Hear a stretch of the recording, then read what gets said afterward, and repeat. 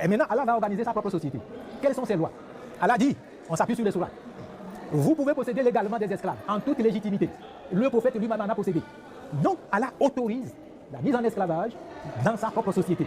Le message du Dieu créateur subsaharien. Il dit, votre mission, c'est de préserver la vie par l'entraide mutuelle, la cohésion sociale. Personne ne peut s'approprier un autre. Mais lorsque l'islam arrive, qu'est-ce qu'il y a dans l'islam? Vous prenez les sourates. L'ouvrage est entré dans le Coran et cite les sourates en appui de tout ce que nous disons. Rien n'est avancé sans être appuyé par la sourate ou bien être appuyé par ce qu'on appelle la sunna. La sunna, c'est quoi? Ce sont les actes du prophète.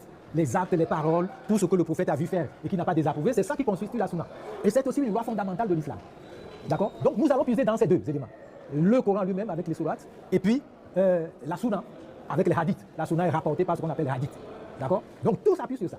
Alors, qu'est-ce qu'on voit dans le Coran? Eh bien, Allah, au 7e siècle. On a vu tout à l'heure que l'esclavage existait dans la péninsule arabique longtemps avant la naissance d'Allah, avant l'émergence d'Allah au 7e siècle. Mais nous arrivons au 7e siècle dans la société d'Allah. La société d'avant, c'était la Jahiliya. Très bien. Et maintenant, Allah va organiser sa propre société. Quelles sont ses lois? Allah dit, on s'appuie sur les sourates. Vous pouvez posséder légalement des esclaves, en toute légitimité. Le prophète lui-même en a possédé. Donc, Allah autorise la mise en esclavage dans sa propre société. Et maintenant, dites-moi, mais pour quelle raison il autorise la mise en esclavage? Pourquoi il n'a pas supprimé? Voici ce qu'on trouve donc toujours Sunna et Coran. Chez les musulmans, un individu qui ne croit pas en Allah, ce qu'ils appellent un mécréant, eh bien, il doit être puni d'esclavage. Voilà, le fondement de l'esclavage. Le mécréant est quelqu'un qui a péché contre Allah.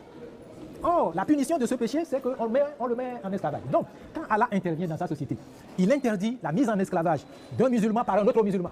Totalement interdit par Allah. Et donc la seule façon d'échapper à cet esclavage arabo-musulman était de s'islamiser soi-même. Il faut s'islamiser. Cela peut expliquer comment est-ce que cette religion a pu connaître une forte expansion.